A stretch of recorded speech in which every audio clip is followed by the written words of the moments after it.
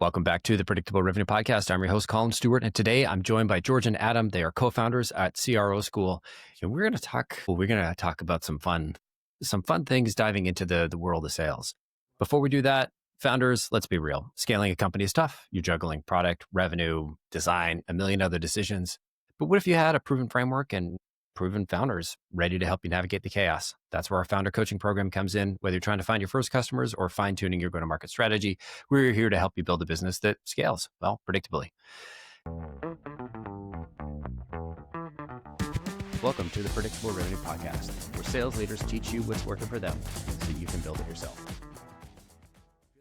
Now, let's get into the episode. Adem, George, welcome to the show. Thank you so much. Thank you, Collin. Pleasure to be here. Before we jump in, maybe tell folks a little bit, just to help us kind of place the context. Tell us a little bit about CRO School and what is it that you typically help founders with? Because I know we kind of operate in a similar space. Interesting. Well, George, do you want me to jump in there? Yeah, you go ahead, Adem. Well, after like 24 years of being like a head of sales and chief revenue for multiple different industry sectors, I saw gaps with every other sales methodology that I was pushed to teach. So I was like, why are we still outsourcing like market research? How do we still bring all of this into one unified architecture? So I started just piloting a different version. I'll get into it further of how that'll come about later on, but basically how to bring marketing, sales, customer success, product, finance, and leadership into one operating rhythm. And luckily enough to come across George, we're able to put that together with what we created for Chief Revenue School, where we help everyone do that, whether that's from the founders that want to buy from our website, right up to enterprise that realize the playbooks are no longer working. Talk to me about maybe a specific time when you realized the usual sales playbook wouldn't work in Sydney. Well, basically straight away, you've got to think of it like this, whether we look at the Chet Holmes buying pyramid or whether you know that within only 3 or 5% of the market will only be ready to buy at a certain point in time, when your whole country is smaller than Texas, you kind of can't plaster the market to be directional to ask for the sale up front, because you're going to see the 97% of people that you rub up the wrong way on the street, at events, on the weekend, more than likely. So that kind of meant that we had to do stuff that counted, leaning into how marketing used to use speak of make it real for them with every single touch. So that's kind of just like what we had to learn. I wonder if you could kind of give us a sense for, because I appreciate that when you're working in a small market, whether it's geographically constrained or constrained by just the number of folks that kind of meet the criteria, you have to do things different. You know, when you don't have 10,000 or 100,000 target accounts, cold email is going to be challenging, especially if you're just doing like non-personalized, no signal, kind of blanket outreach. Very, very challenging. And I always find the most interesting developments come from folks that are working small markets. So I'd love it sounds like this was one of the cases. Adem, I wonder if you could walk us through how closed circuit selling works and what it looks like. To best answer that is to give you a little bit of a history lesson of how it came about and how it has cross-functionality across industry sectors, and then I'll get into how it worked in B2B. So this is like 2001, 2002, 2003. This is before email was even like an advertising channel unless you were very, very rich, especially in Australia. We barely even had like 36K internet. So that didn't come till later, right? So I had to think very quickly of how my storm... Man, I was there in 2008 and you guys barely had like 14 4K, kilobyte internet. It was atrocious. Think about that channel. It was like going back in time. Yeah. So that channel wasn't saturated yet unless you like worked for a network television station or something like that, right? So I had to think, how many people can actually come from foot traffic to buy these suits that are between $3,000 and $4,000 or $400 shirts off the rack for my store managers to be able to be proactive. So this is where I came up with this idea, which literally was like a notepad like this. And I got them to literally just jot down all of the big spenders, or what they liked, what they didn't, how often they wanted to buy it, and why did they like those things, like for certain reasons, right? Like a little black book. So think about that in terms of the language I use now in terms of validating the market and cataloging. Then I just taught them to call those people ahead of time before we're going to release those ranges and just ask, Collin, would it be okay? Because you bought that 44 regular last time with that wide lapel and you like those black shirts and you like these brown shoes. We've got a new range coming through that Chris has just done. Would you like to come down at 6 o'clock and do a closed door event? And generally they would say, I'll be there at 5 to 6. So what that did was gave us the ability to sell back to people what they wanted from the ranges before they were even on the floor. So 2008, this wasn't saturated. No one had even seen this before. All of them said, when could you come and present? Or can I bring all of these people down if you can put it on the internet? So instead of one-to-one sitting at my desk cold calling people, I'm now speaking to employers and asking to speak to 50 or 60 at a time. I could get 30 contracts from one room from one go. Mm. So then I was like, okay, someone should have thought of this process before. I'm not like the messiah. We did that across multiple companies. You're probably going to ask where we did that for, who's seen the process, from like EPAC salary solutions to RACB finance, remunerator finance. I did it in large contract acquisition, a company called Sinclair Consulting. I then went sideways and went and became head of sales at LeasePlan Global. Did that at Oryx, the Japanese bank. We did that at Purcell Kelly. And then I took that to FMCG. But what stayed consistent was validating the market up front, even if we were taught, or I was taught, to push variations of spin and gap and challenger, which came after the fact of after 2014, they were really heavy, right? But that still didn't prove or give product market fit or timing. So hopefully that answers your question. That's probably a long-winded answer, man. But that's how it all came about. I didn't really realize what I'd created until years later, speaking to George, even though I was still helping companies individually and similarly do that for like venture capital raisers in Silicon Valley when I was living in New Zealand, which is when I was listening to your stuff. But yeah, that's how it all came about. And then I just tried to segue into what should be tried and true pillars across the funnel. But I realized from all of that experience that spin, challenger, gap, medic, even Justin and Michael method, very good isolating in silos, but didn't actually qualify across pillars across the funnel to bring all of the departments together and actually push them further apart, if that makes sense. So I hear you. That's how it came apart. Well, that's how it came about. Right on. And so effectively, you're taking your discovery call questions that you would want to run and then just cold calling and essentially just qualifying for, hey, is there a there right now? Right? Like, is there an opportunity? Is there pain? And not trying to really sell or push, but it's more a question first approach, discovery first, relationship first. But right at the start of when we were doing that in banking and finance, two things would happen. Whether they would say that they didn't have a supplier right now, you could almost get them going, should we? So that became obviously an easy in, but obviously building that rapport up front was fundamental of that success, because they then didn't think they were being sold to. You were just asking them questions to help them buy for something that they wanted to give their employees. So it was pretty easy. And George, when you came into the situation, did you have a background in spin, challenger, or something else, and then had to kind of change, or? Yeah, no, I was. Your story. Yeah, I mean, I've always been primarily on the marketing side, and so we normally assist companies with demand generation very much in the tech space. And there's obviously been a big movement for marketers to kind of move away from just pure lead generation, which I think a lot of the models push marketing to be, which has led to a lot of sales and marketing breakdown, because marketing's forced through to lead gen. Very hard to generate a good amount of quality inbounds, people who are ready to buy right now. So obviously we do things that are further up the funnel plays like gated ebooks. We do our best to try and score accounts and send people to sales saying, hey, sales, we think based on our scoring system that these are the right people for you to call. But I think the state of like sales and marketing misalignment shows that we're probably still not very good at that yet. And so while we did everything that we could to try and improve things on the marketing side and had some success there, we saw that we were still just enhancing a silo, and that if marketing is truly going to get off the lead generation hamster wheel, we need to go beyond just what marketing is doing. Because the reality is, even like with the best intentions, what I've learned is an organization, even if they say, yes, marketing, we want you to go and do those things. We want you to educate. We want you to use your money to make sure people remember you. If the pipeline is looking empty and people are afraid and they're going, who is coming into market when? Marketing is going to get pushed back to that lead generation function. And so we realized that this needs to go beyond just marketing. It probably even needs to go beyond sales, because it comes back down to how are sales measured, because that impacts how marketing are measured.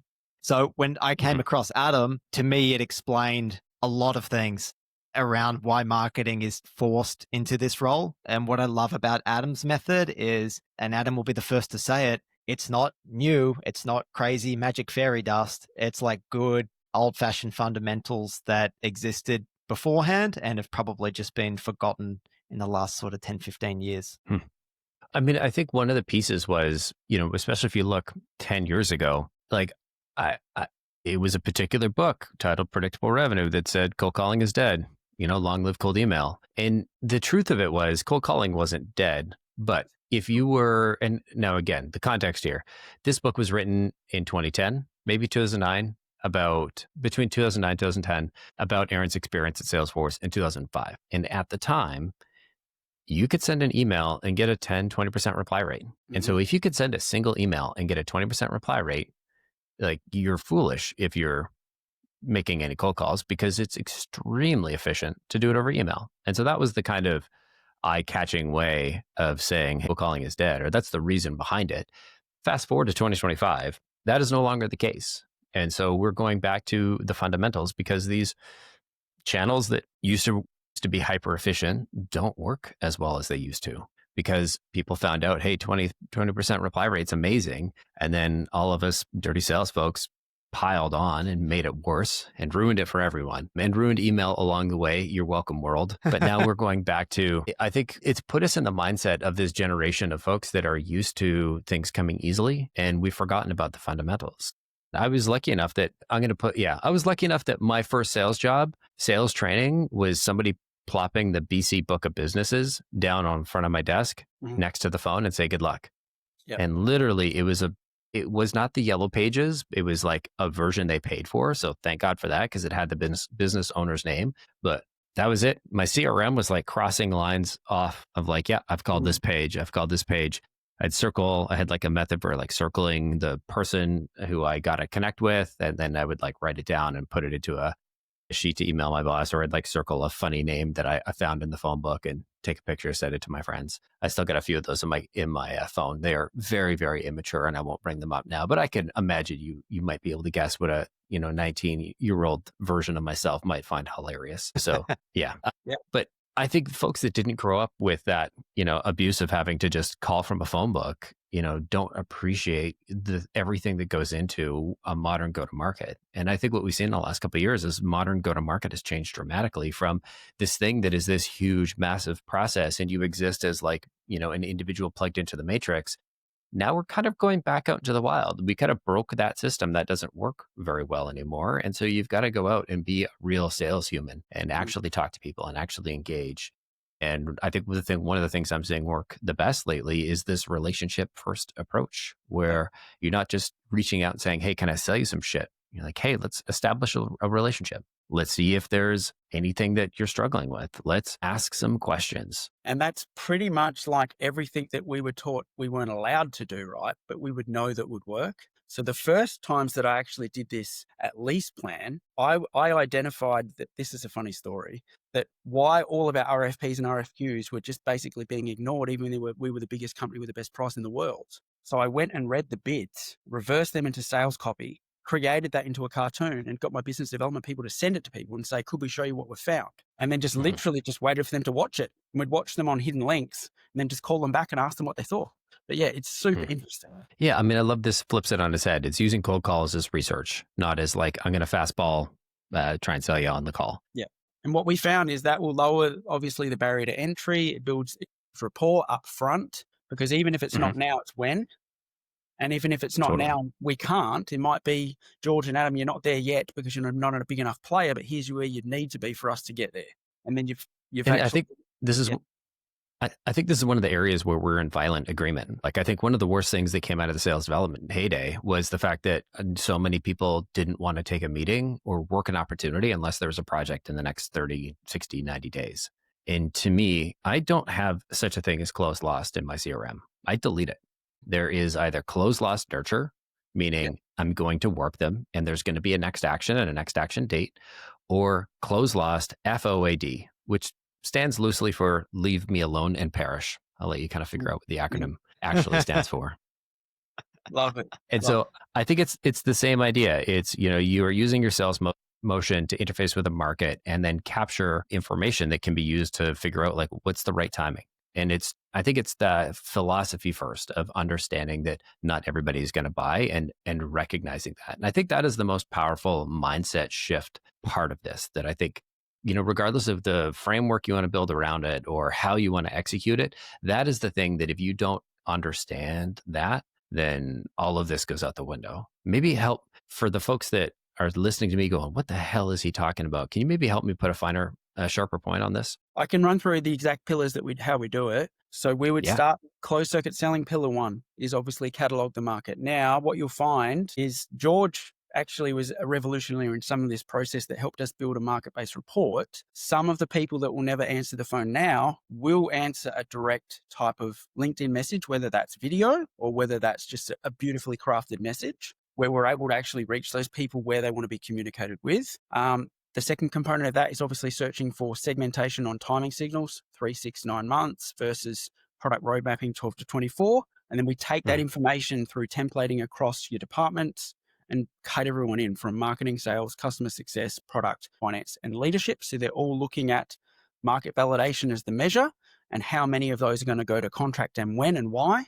But that also gives you the ability to lean into communication plan handovers and serviceability plans to make sure that customer success isn't getting hung out to dry, or they need a reactivation requirement at CS, which is kind of what the tech SaaS world complain about every single day because they don't actually know what communication plans are, which is what I see over and over and over again. So that's kind of like how we've architecturally built this as a revenue alignment architecture, like an operating system, not to be pigeonholed as a replacement for Spin, Challenger, Gap, Medic, or even Justin Michael method to get meetings. We're talking about what sits over the top of that to make sure that you've got organizational success. Love it.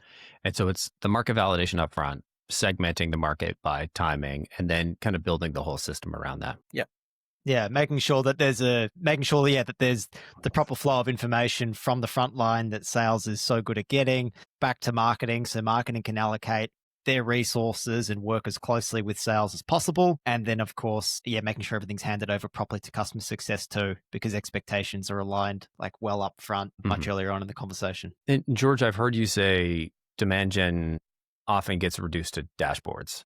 Can you tell me a little bit what you mean by that? Yeah, I mean, I think marketers these days, we've kind of been trained to stare at dashboards and we're always looking at like who's clicking, who's filling forms, are we generating enough MQLs to hit our targets? And I think that's because what's sort of been easiest to measure, but they don't actually really tell you the core information.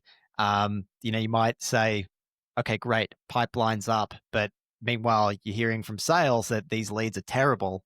And it just leads to that huge breakdown in communication. The numbers look really good, but nothing's really closing. And so that's when I kind of saw, all right, marketers were sort of optimizing for our own dashboards, but not what was real in the business and what was real in the market. And that was because of the pressure on marketing to move into that lead generation role. And so we sort of become disconnected from the intel that sales are collecting. We're not really supporting them at the right time. We're not using our resources to do what we do best, which is educating, building trust, being remembered at the right time, helping shape the product roadmap. And that's all because we've been reduced to dashboards sort of by the way we're measured, which has led to that breakdown between sales and marketing. And typically it's challenging to measure what percentage of the market have you mapped and do you know about. These aren't typical metrics that I think a lot of companies are looking at.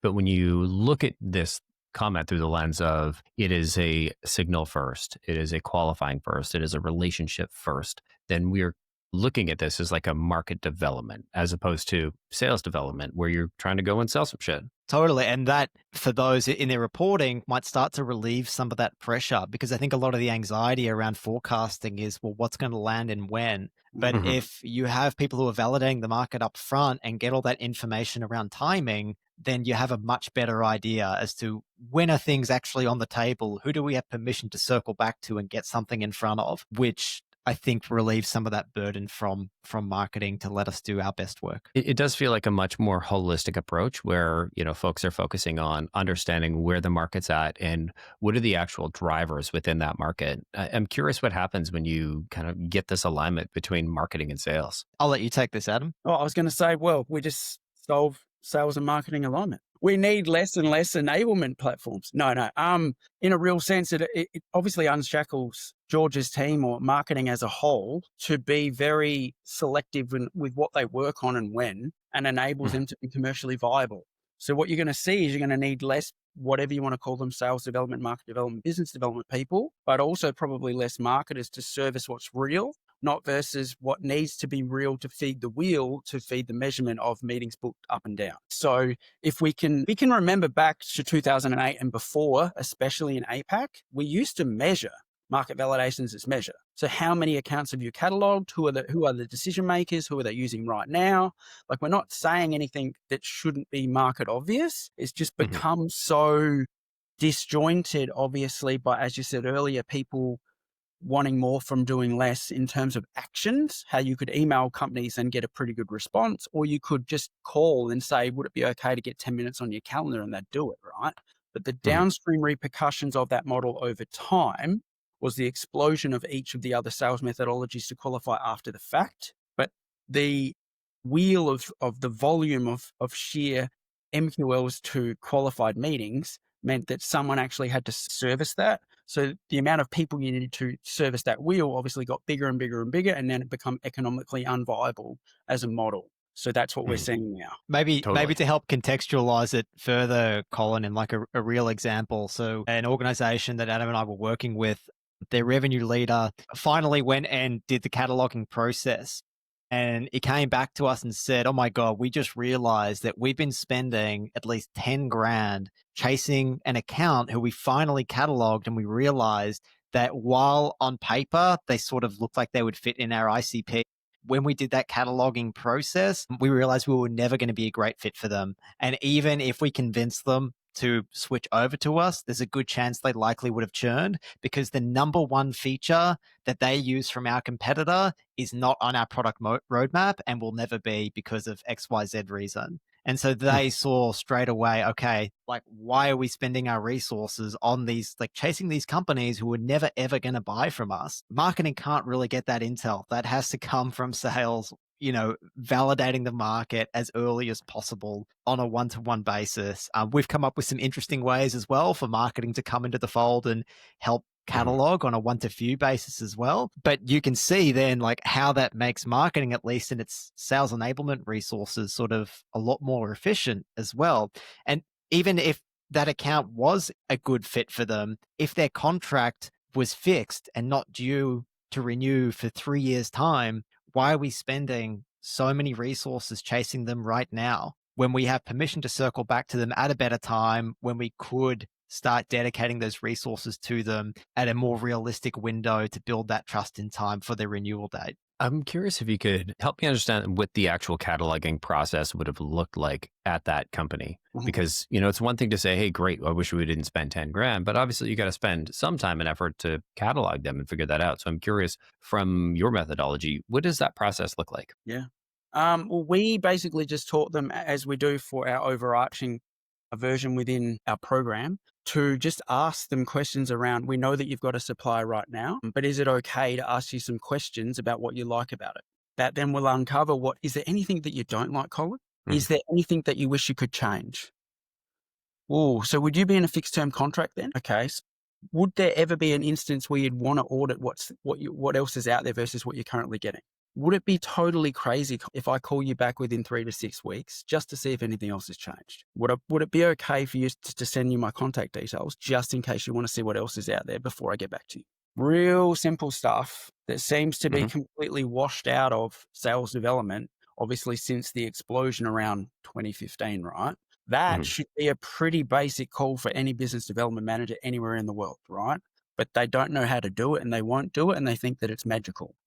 Whether you can do that one-to-one on the phone or whether you ask similar questions via DMs, videos, all of these things will work. We actually built our whole Pulse report from that exact process as well, which then turned into our biggest ever webinar, our first webinar for 255 companies from that same process. Right on. I was raised Miller Hyman. And so in my opinion, nothing ever happens unless there's a delta between sort of expectations and reality. And I'm always looking for that delta. anecdotally, it was also the first time I ever heard the word delta used in a book. And I was like, my schooling has failed me. I'm To just, me, yeah, like Delta Force, Chuck Norris, right? I grew up in Vancouver, so to me, Delta is a place. There's a joke like only 4 people are going to get, but Yeah. I had to bring it out.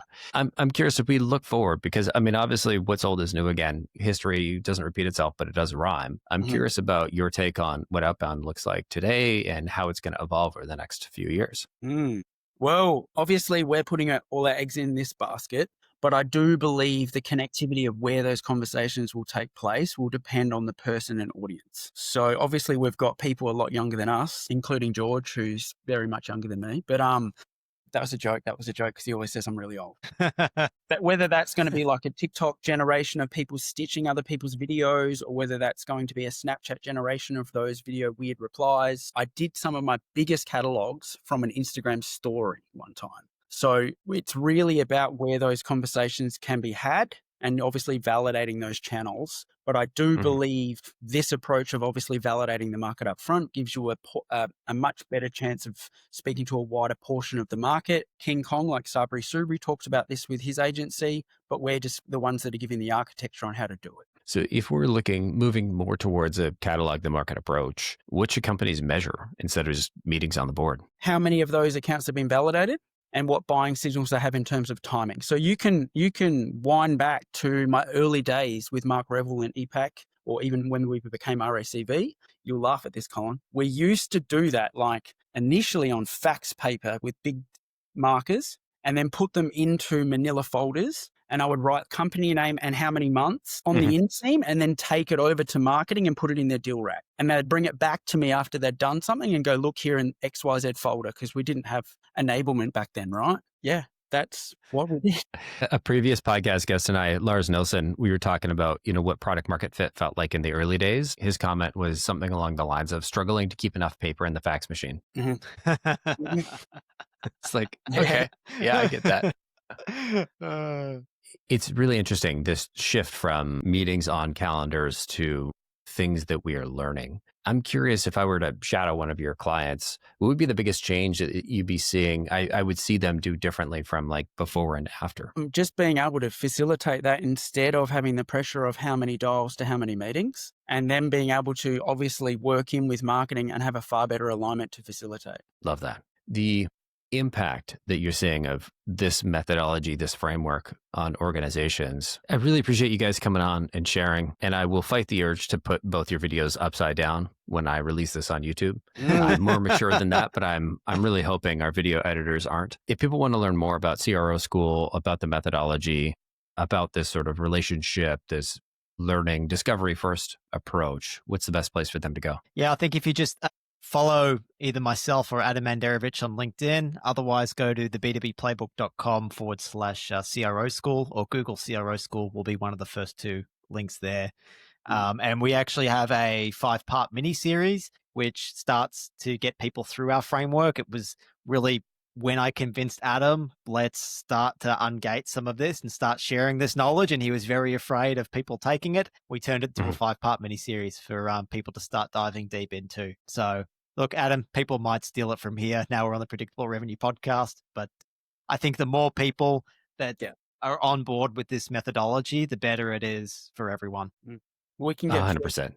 Yeah, we can get further into that. We basically break it down on our joint episodes all the time, Colin. So if people are going to steal it, they're going to steal it. So. 100%. And I mean, I think all the power to them. If they're going to steal it, and use it and learn from it, they're going to come back to the person that architected it and they're going to want to hire them. So appreciate you put that out in the world. If you could send me a link, I'll add it into the show notes so people can have a real easy way to find that. And I want to thank you both for coming on the show. Yeah. Thank you so much for having us. Been a blast. Yeah, thanks so much, Colin. Really appreciate it. Yeah, anytime. And thanks to everybody for listening. We'll catch you all next time.